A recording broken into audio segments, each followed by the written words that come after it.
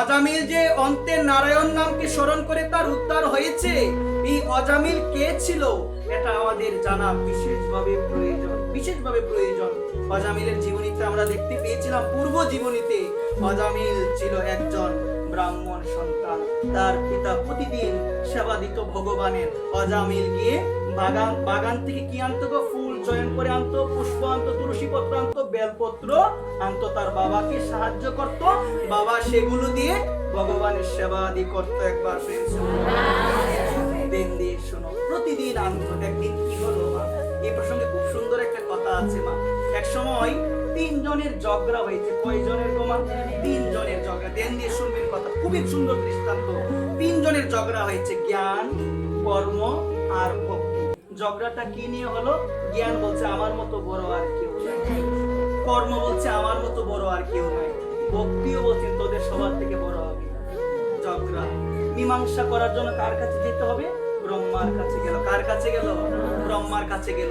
তাদের মধ্যে ঝগড়া হলো, সবাই বলে আমি শ্রেষ্ঠ। জ্ঞান বুঝেন তো? জ্ঞান বলে আমি শ্রেষ্ঠ। কর্ম বলে, অনেকে বলে না কর্মই বড় ধর্ম। শুনে যাও, এখন শুনবে ভালোভাবে। বলে কি বলে? যে কর্ম বলে আমার থেকে বড় আর কেউ নাই, ভক্তি বলে আমার থেকে বড় কেউ নাই। ঝগড়া শুরু হলো, মীমাংসা প্রয়োজন। মীমাংসা করতে গেলে তো আমরা বিচার ডাকি, যারা আমাদের সমাজে ভালো জানে, ভালো বোঝে, যারা বিচার করতে পারে। ঠিক সেই রকম তারাও চিন্তা করলো আমাদের সেই মীমাংসা করবে স্বয়ং ব্রহ্মাদেব। একবার মীমাংসা করবে কে? ব্রহ্মাদেব। ব্রহ্মার কাছে গেল। ব্রহ্মা চিন্তা করলো এখন যদি বিচারটা আমি করি তাহলে তো একজনকে শ্রেষ্ঠ বলতে হবে, 2 জনের কাছে আমি খারাপ হয়ে যাবো। হয় না এমন? অনেক সময় বিচার করতে গেলে অনেকে বলে টাকা পেয়ে গেছে, ওর পক্ষে কথা বলতে হয় না। অনেক সময় যদি নাও করা হয়, নেই কথা বলতে গেল ঝামেলা, বলছে টাকা নিয়ে নিয়েছে, ওর পক্ষে কথা বলছে। ব্রহ্ম তদ্রুপ চিন্তা করলো, আমি যদি এখন বিচারটা করি, আমার মতো করে বিচারটা আমি করি, তাহলে একজন তো শ্রেষ্ঠ হবে, 2 জন বলবে তার পক্ষে আমি নিয়েছি, তাদের কাছে আমি খারাপ হয়ে যাবো, যাকে এখন আমি বিচার করব না। তখন ব্রহ্মা বলছেন তোমরা এখন আমার কাছে কয়েকদিন থাকো, তোমরা কয়েকদিন থাকো। তারা বলছে অবশ্যই, আপনি যখন বলছেন আপনারা নিকটে থাকবো, আপনি যত সময় বিচার করে জানিয়ে দিবেন যে আমাদের 3 জন কর্ম, জ্ঞান, ভক্তি কে বলে। আপনারা এমনিতে জিজ্ঞেস করে বলে দিবেন কে বলে, কিন্তু এখন জিজ্ঞেস করবো না, জেনে যাও। খুব সুন্দরভাবে মন দিয়ে কথাটা শোনো। তখন তারা তাকতে লাগলো। এইদিকে অজামিলের যে পূর্ব জীবন বলছিলাম, যে অজামিল প্রতিদিন কি চয়ন করতে যেত বাগানে? পুষ্প, বিল্লপত্র এবং কি গোমা? তুলসী পত্র চয়ন করার জন্য বাগানে যেত। একদিন শুনো মা, দেনদি বাগানে গিয়েছে। বাগানে যাওয়ার পরে কলির লীলা তো শুনে যাও মা। যেখানে খারাপ কাজ হয় এটা হলো কলির লীলা। একজন ব্যক্তি উলঙ্গ হয়ে, একজন নারীর সঙ্গে উলঙ্গ হয়ে জড়াজড়ি করে দাঁড়িয়ে আছে। শুনো, ধ্যান দিয়ে শুনো।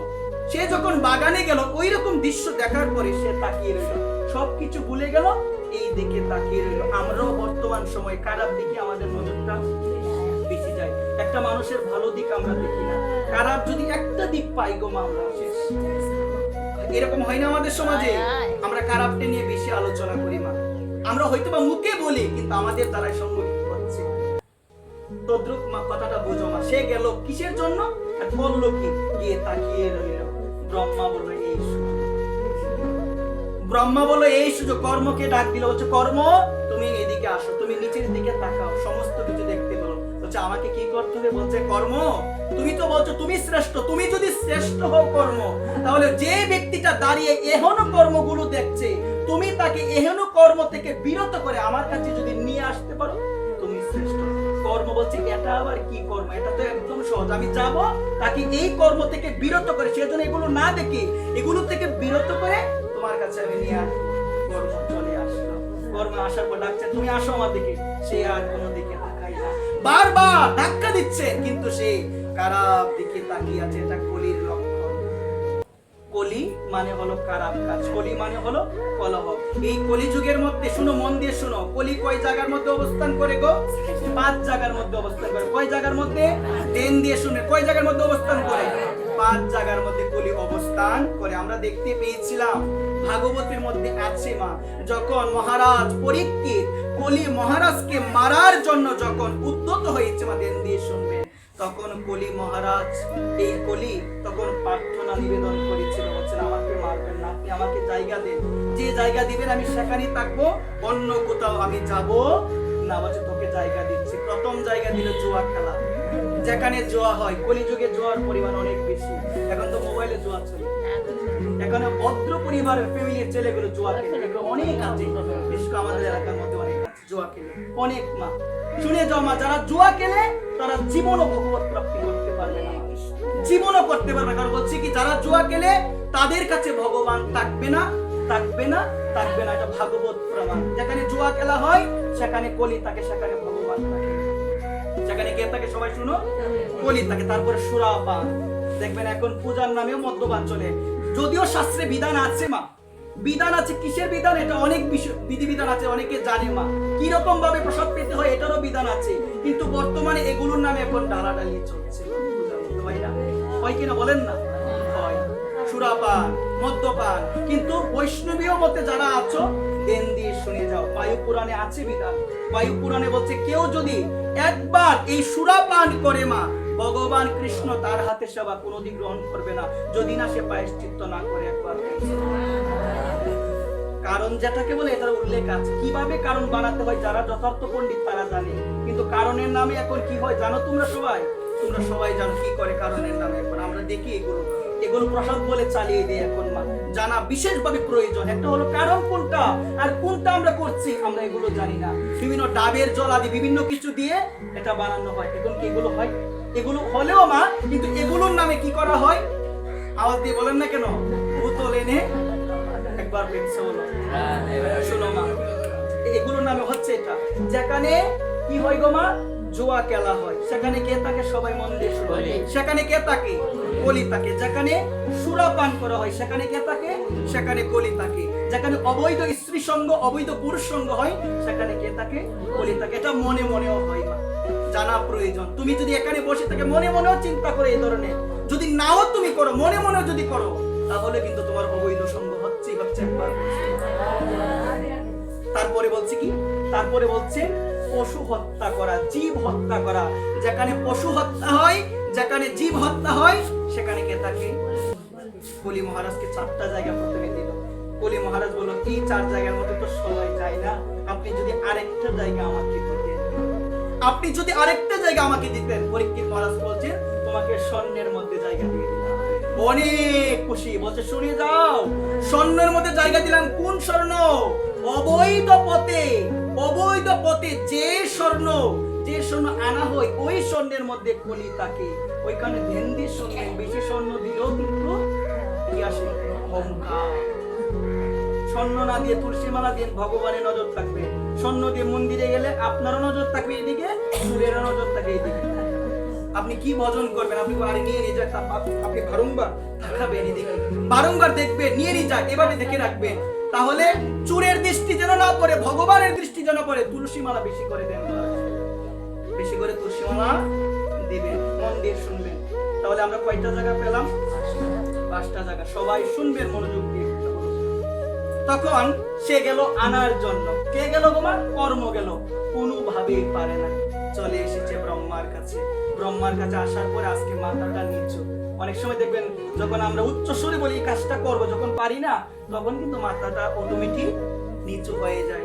সে নিচু হয়ে চলে এসে বলছে, পারো না? বলছে না, আমার দ্বারা হয় না। ডাক দিল জ্ঞানকে, বলছে জ্ঞান এদিকে আসো। তুমি নিচের দিকে তাকাও। জ্ঞানও দেখতে পেল এহেন কাণ্ড। এগুলো দেখার পরে সে কি করলো জানো মা? সে বলছে আমি গিয়ে তাকে ফিরিয়ে আনবো, আমি ফিরিয়ে আনবো। এটা এমন কোনো বড় কাজ নয় যে আমি পারবো না। জ্ঞানও অহংকার করে চলে গেল। অনেক বোঝালো, অনেক কিছু করলো, কিন্তু আনতে পারে। আমাদের সমাজে এমন মানুষ আছে, খারাপ পথে যায়, আপনি লক্ষ জ্ঞান দিলেও বুঝবে না, আপনি লক্ষ জ্ঞান দিলেও বুঝবে না।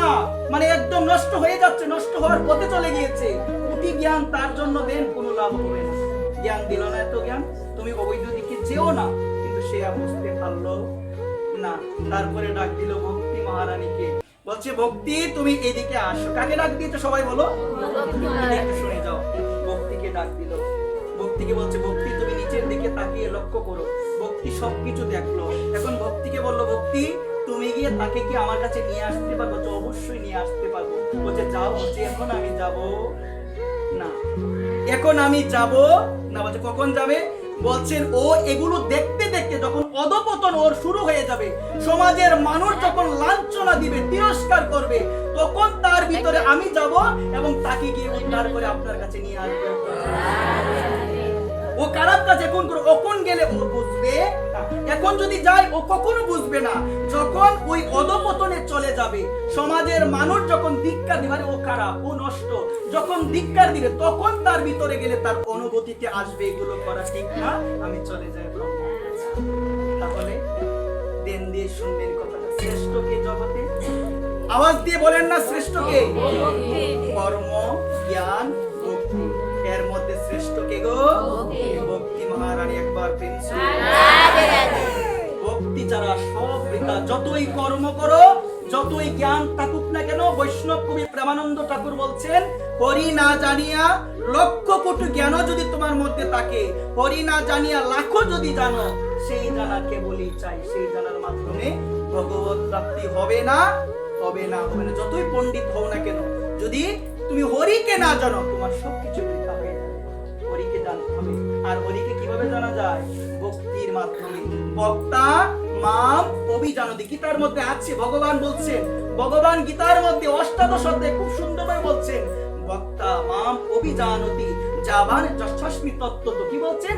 একমাত্র ভক্তির মাধ্যমে জানা যায়। আজকে দেখো মা, আজকে যখন ওই ব্যক্তিটা, ওই ব্রাহ্মণ সন্তান যখন অজামিল রূপে জন্মগ্রহণ করেছে, একটা বেশ্যার প্রতি আসক্ত হয়ে গিয়েছে, যখন আসক্ত হওয়ার পরে সমাজের মানুষ ধিক্কার দিচ্ছে, তখনই নারদ মুনি এসেছে তার আঙ্গিনায়। আঙ্গিনায় আসার পরে দেখতে পেল তার গর্ভে অনেক সন্তান হয়েছে, কিন্তু সন্তানের নাম এমন রেখেছে, আধুনিক যুগের নামের মতো রেখেছে, একটা নাম পারমার্থিক নাম নাই। এখন দেখো মা, ভোজন করেছে, তার স্ত্রী ছিল মোটামুটি ধর্মের প্রতি ছিল, তো নারদ মুনি সাধু এসেছে, সাধুকে কি দিল গো মা? সেবা দিল। সেবা দেওয়ার পরে বলছেন, মা দক্ষিণা দিবে না আমাকে?